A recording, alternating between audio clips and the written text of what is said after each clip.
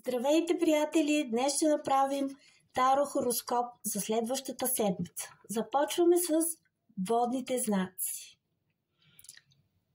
Към тях идва малко по-мистична енергия. Водни знаци, рак, скорпион и риби, доверете се на интуицията и интелекта си.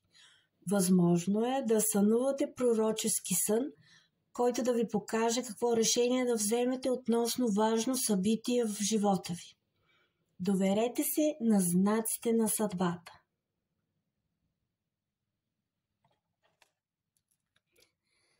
Следващата група са земните знаци.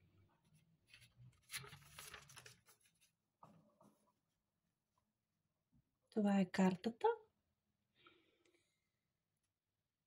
Тя е доста сенситивна, свързана с нашите емоции, така че бъдете разумни и практични.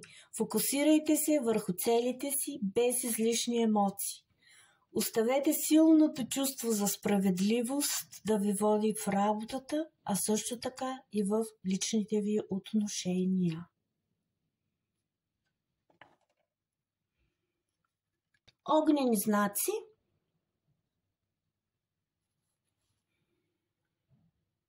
Овен, лъв и стрелец.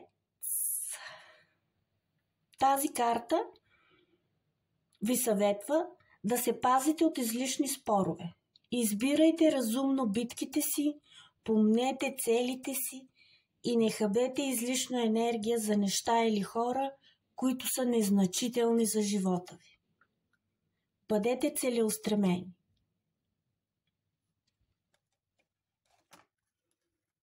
И последната група на въздушните знаци, които са близнаци, везни и водолей. Бъдете адаптивни и обективни. Доверявайте се предимно на фактите. Винаги помнете старата поговорка, че действията говорят много повече от думите.